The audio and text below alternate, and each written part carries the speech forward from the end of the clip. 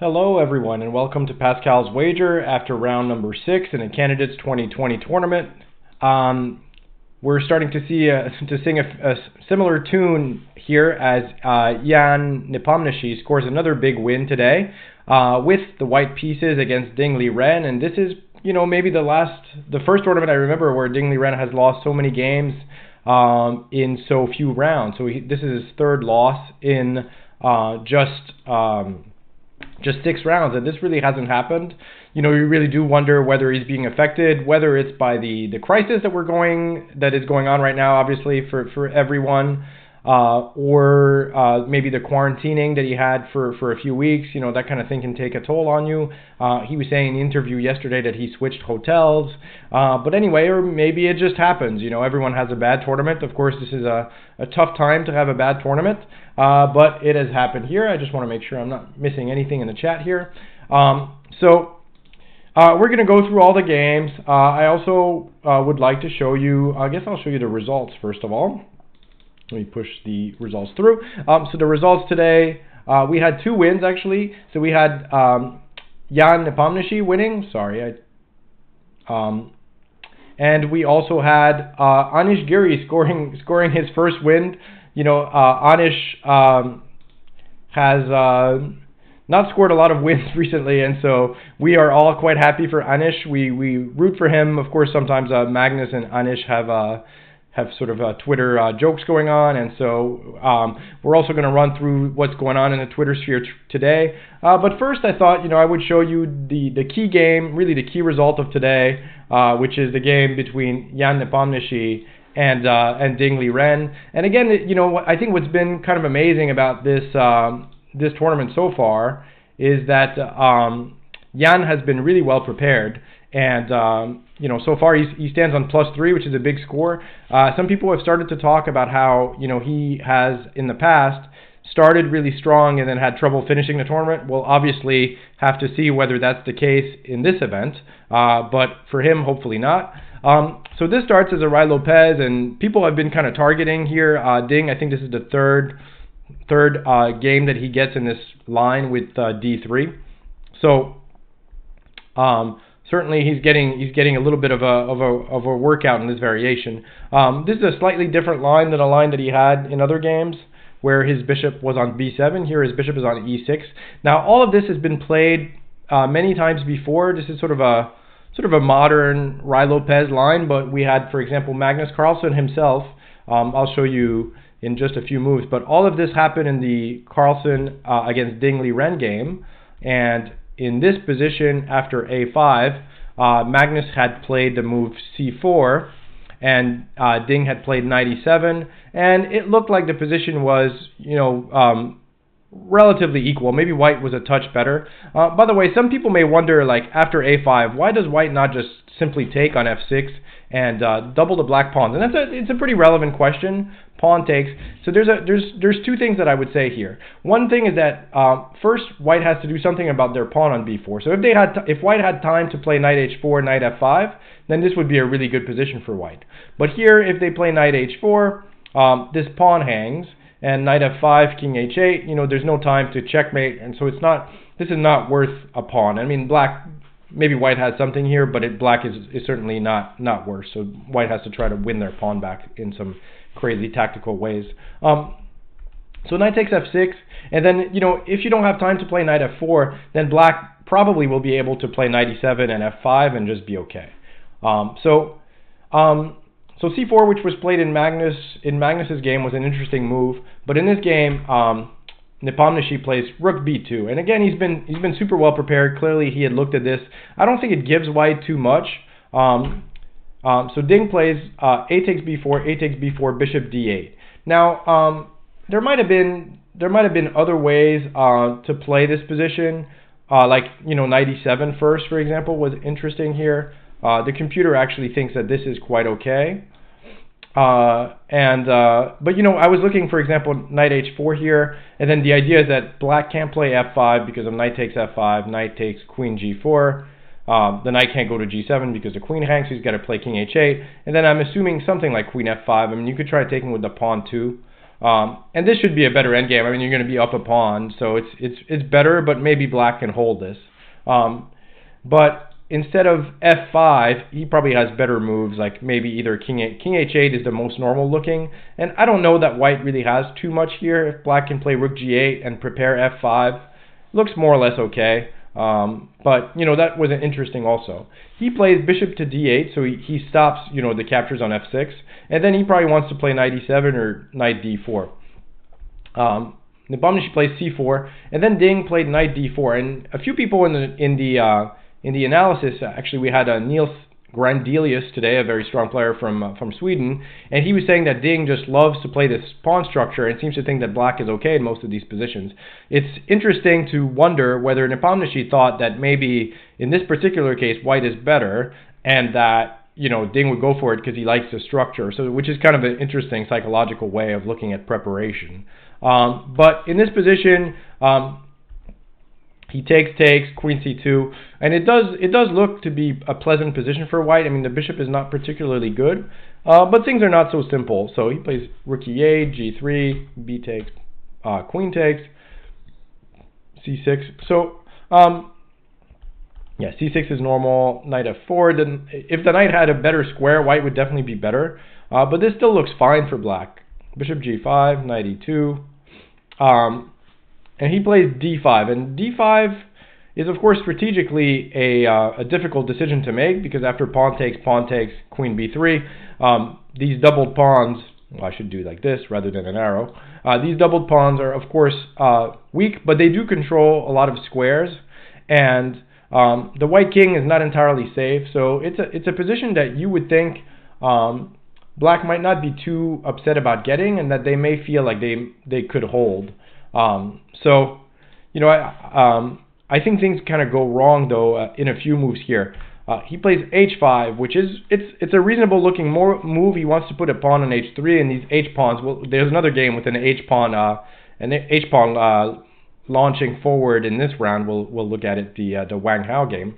But it seems reasonable, but it now becomes sort of a really concrete calculation situation where white starts pushing his pawn, h4, b6, h3, and it turns out that this seems to be that maybe it's a little bit too fast, and after king h1, rook b8, rook b1, the pawn might just be too strong here, and so white probably is better. Although the position is still complicated, so he plays bishop to d8, and that seems to be almost a losing move. It's possible that a move like queen f5 or maybe rook b7, that those moves play with the idea of play rook b8, keep the bishop a little bit more active, and maybe there was still reasonable chances for black to hold. But after bishop d8, queen b5 is a strong move, threatening to trade queens. Queen g4. Queen g4 is another sort of maybe almost a blunder. I guess queen f5 was the better chance. It's of course queen f5 is a little bit illogical, because there's knight takes d4, queen g4. So it's giving up a pawn, but you use that tempo to attack the knight. Now the knight can't move because of queen f3 and queen g2 mate. And so this position is just a mess. It's actually really hard for a human to calculate this. There's always queen e8 check in the air, of course. So there's lines like b7, rook a7. I mean, it's a mess actually. Like queen e8, king h7, queen f7. Now if you play, yeah, these are just hard. Like when I look at them myself, I need time to like figure out what is actually going on. Like queen takes d4, I remember loses, but I couldn't remember why. And I guess it's rook e2 here. Yeah, and then if the bishop moves, we have rook e8, and then we'll make a queen. So anyway, the lines are really complicated, but it seems like black had chances here. But he can't really be blamed for playing queen to g4. Now white plays queen to d5. Turns out this move is probably okay. Although maybe there was a more accurate move in queen e8, king h7, and queen takes f7. But again, this is really difficult to calculate everything. But we end up with almost with a real study-like position though in this game, and this is what I was trying to get to, because it's really kind of amazing to look at. So rook a5, of course, if queen takes a5, there's queen f3 and queen g2 mate. So he's got to stay on the diagonal. He plays queen c6. Now this is a absolutely amazing position. So black actually had a resource that draws here, and it's almost, I would say, almost impossible for a human to find this one. I mean, I would say, like, yeah, borderline impossible. He could have played rook takes b6, rook takes b6, bishop takes b6. Sorry, rook takes b6, queen to e2. Not bishop takes b6. Now rook b8, attacking the bishop. And now this is the amazing move, right? So you're already down the exchange, and you can actually play rook to e5. So you're threatening queen e1 with mate, and you're letting the bishop hang with check. And amazingly, after rook takes d8, which is the best move, king h7, there is no way for white to win this position, even though they have a whole, like, sort of tempo, right? So for example, they can play rook to g1 to stop queen e1. It's the most sort of obvious move. Queen takes f2, and you have a whole tempo to do something, even create like a check on h8, and it doesn't work. It just doesn't win. So for example, if you play queen to c8, there's queen c8 or queen a8. On both of them, I think we play rook to e1. I'm sorry. On queen c8, there's queen f3 mate, of course. So there's two moves basically. There's queen a8. Now on queen a8, we do rook e1, and now the check on h8 actually doesn't help. King g6, and this one is actually winning for black. Right after f6, we can't stop rook takes g1. The only thing you can do is queen e8. The rook takes it, and then we'll have queen f3 mate. So this actually loses for white. That's queen to a8. If instead you play the best move is to play rook h8, king takes h8, queen c8. Let me make sure.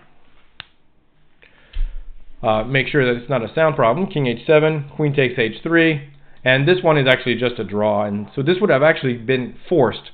But the move that's really, so it's possible to see rook takes b6, but the move that's really impossible is this move, rook to e5. That's a really tough one for a human to see, because your bishop is under attack, and there's no good way to defend it, and it looks like things are collapsing. For now, black has everything covered, and the move rook to e5, rook d8, king h7, and that there's this idea to play queen f2 and rook e1 is just unbelievable. Unfortunately for Ding, he did not see it, and he played instead rook c5, sort of a similar idea of deflecting the queen, but after queen e8, king h7, knight g1, now black, white actually has things more or less under control. The knight on g1 is a really good defensive piece, and it's hard to checkmate. So here, he played some more moves, sacrificed a piece, and there was really, I think, no way to save it here. He went for something that, you know, at first glance looked like maybe it offered some chances, but after the strong move f3, there's just no way to save this position at all, because the idea is that on rook takes d3, knight takes h3, he can't even take the f-pawn. Even if he could, it would probably be lost because of the knight fork. So sort of a crazy, really kind of crazy game, and too bad for Ding Liren, who's now you know, standing at the bottom of the standings. I'm going to put the standings back up here. So you know, he is this is not a situation that's very comfortable for him, and right now, you know, both Fabiano and Ding Liren are nowhere near the top. With Jan Nepomniachtchi leading by a point and a half over Fabiano, a point over MVL, and he's +3 versus the next person is just +1.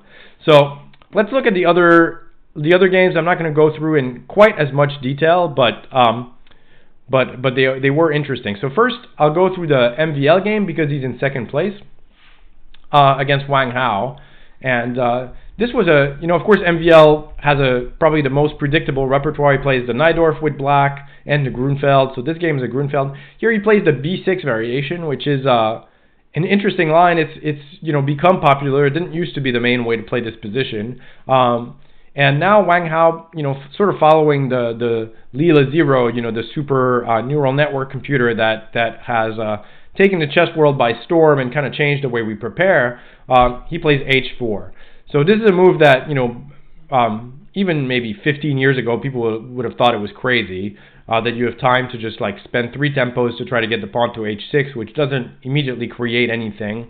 But now these lines are all very popular, right? And we saw another H pawn in the last game. Ding Liren played H5, H4, H3. And so in this case, it's h4, h5, h6. Other ways to play, so b6 is sort of a pawn sacrifice line, right? It goes d takes e5, queen c7, and basically black is trying to say that these two pawns are not much better than this single pawn, especially because they give open files for black to play against weaknesses. So I mean, but of course this is all very playable. There's a lot of theory here, but in the game, so it goes h4, and I'll go kind of quickly to what they do here. It was interesting. So first of all, we had a game here. There was a precedent, so they probably were both prepared for this position. Ivan Cheparinov, who just played in our Banter Blitz Cup, played Queen E7 in Gibraltar, our tournament that we followed on Chess24, and he got a worse position. So Rook D8 was, I guess, MVL's preparation, and now they made sort of normal moves. He played Queen E7 next. I don't know that black is any worse here, but I think he does maybe go wrong in a little bit here. So, because this position, it's hard to believe that white would have much here. Black has gotten rid of this, H pawn, and the position just looks like it's going to be too simplified to be a problem. But here, so he plays King G7. That's probably okay. King F2, and now he plays Rook H8. And I think he misevaluated that sort of endgame that they get after a few moves. And it's possible that a move like Queen H4, I do wonder what Wang Hao had in mind here, because he just played King F2, right? So if he plays King G1, of course, we could just return and see what white wants to do. And, I don't think there's too many other things that he can do. I mean, if he plays Knight G3, that pin is not great. So it would have been interesting to see what white had in mind. But he plays Rook H8. Maybe he was hoping he could be better. Now, Wang Hao is happy to trade rooks, and he plays Queen C3, and now it's very hard to avoid being in a little bit of a worse endgame with D5, and so MVL plays King G8, and maybe he just misevaluated this endgame as being just equal, when in fact he's suffering because, in a standard position, if you could get his king to D6, well, he would be completely okay here. In fact, he could dream of maybe being better. But in reality, the white king is a little bit closer, and the white knight is jumping to b5, attacking a7, and it's hard to keep that pawn. So he just ended up suffering, and we've been talking on Chess24 about the French school of suffering, and he certainly suffered in this game. And he managed, even though he lost a pawn, he managed to hold this endgame. Frankly, it would require a lot of analysis to know if he was losing. We didn't see, I don't think in the analysis, in the deep analysis in the broadcast, that we found any obvious or clear win. But that being said, it was unpleasant the whole way around, and you can wonder whether G4 was right. I mean, there was a lot of different ways for white to try, but ultimately Wang Hao felt compelled to trade some pawns, and he just didn't manage to win this position. And it kind of kudos to MVL for going into this and not being too afraid, because I would have been scared that this position with just a knight against the bishop would be lost, but he seemed to feel like he could hold it, and he did. And even with the clock winding down, Wang Hao was not able to do anything here. So this is trickier than it looks, by the way. There were a lot of tricks, but yeah, I mean it ended in a draw. So, but it's not as easy to hold as MVL maybe made it seem.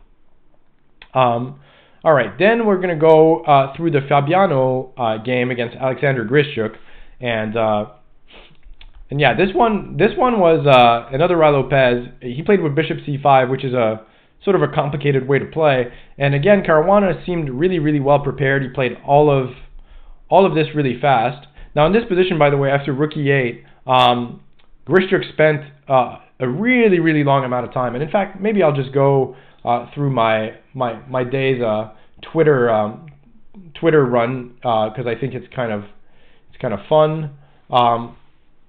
Let me see here. I'm just looking for... All right, so we'll start with this one. Give me 1 second.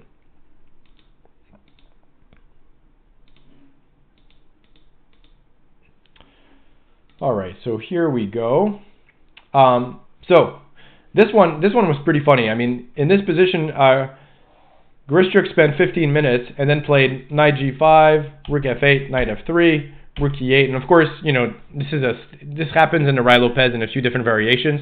I don't think he was really thinking for 15 minutes about playing knight g5 and knight f3, but it's funny because if that's what he was going to do, he might as well kind of start with it and then spend more time. But Grischuk, of course, the way he spends his time is a mystery to a lot of people, and maybe including himself. But it did start here. Now, some of the other tweets I was going to show you today. Here he says, and he said this after the game, it's hard to have high ambitions when you play half the game against a computer. And that is sort of a reference to Fabiano and how incredibly fast he played for many, many moves. And there's been many games like this where Fabiano plays really fast. But the thing, though, is that, and that's something to keep in mind, is that although he's been better prepared, his opponents have been playing well enough to kind of neutralize his preparation, right? He hasn't gotten like huge edges or anything like that. So it's interesting to note that even though he has had this computer preparation, no one has really gone so far wrong yet.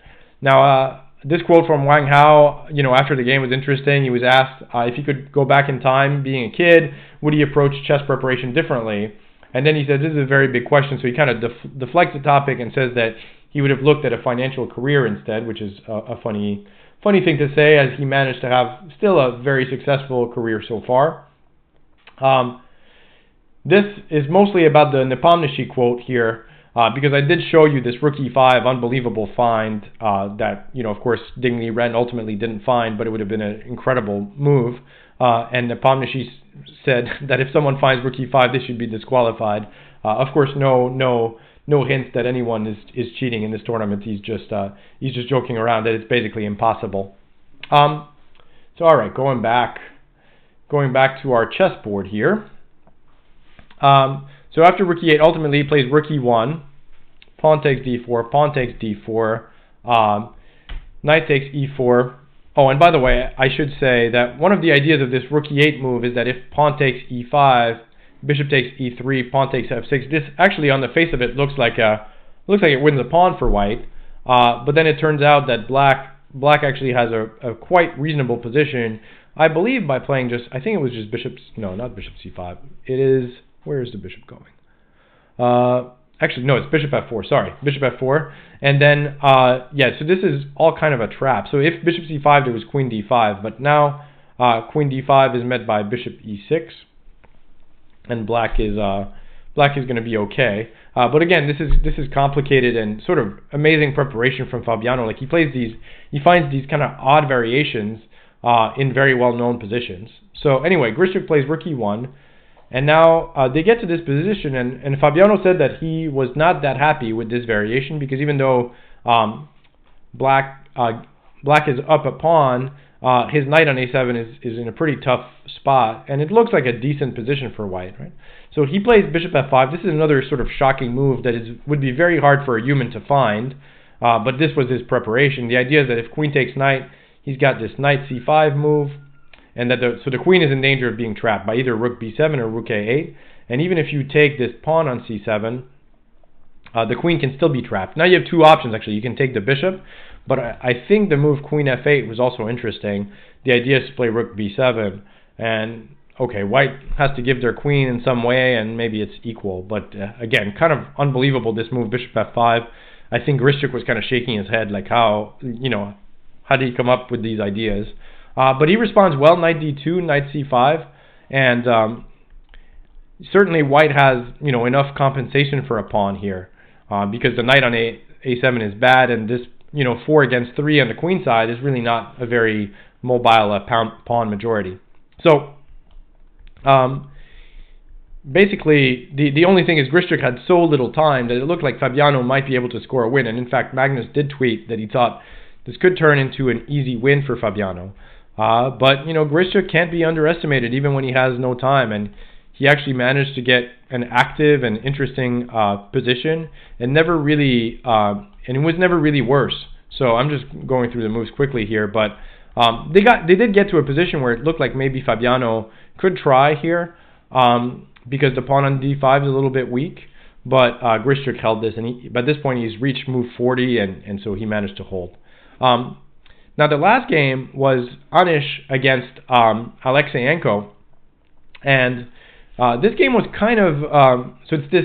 It starts as this the Italian game, right? That a lot of people have been playing, and Anish plays A5, which this is the theory of this has been kind of amazing, right? It used to be that Black would always play A6 and or Bishop B6 first to give their bishop some space, and then White started playing A4, and then Black would usually meet it with either A6 or A5. And then more recently, Black just started playing A5 themselves without even White having played A4. So kind of amazing how things evolve in chess. But they follow a line, and this was actually relatively poor preparation from Alexeyenko because all of this has been played. We actually had a game from our very own commentator Niels Grandelius, so he knew this position very well, and he had this position in Reykjavik in 2019, this exact position. He was White, and he said that he concluded after the game that it was really not a good variation for White. And in this position, it's just true. And in fact, Anish probably had a better way here of simply playing. So he played rook e5, which is not bad, but the move rook e1, which is what Niels was talking about, I guess he had analyzed this with king f8, stopping queen e8. It's actually kind of unpleasant. The g2 pawn is hanging. It's just a better position for Black. There's really not much. White doesn't have a lot of trumps here. So, oh, by the way, I did want to show earlier on when he plays bishop g5 that knight takes e6. The reason why this doesn't because if pawn takes e6, this is a nice position. You can play knight e4. But Black has a really nice tactic here. Bishop takes f2, king takes, pawn takes e6, and then the knight on g6 is going to hang. So this is a much better position for Black. So, but Anish plays rook e5, probably not the most precise.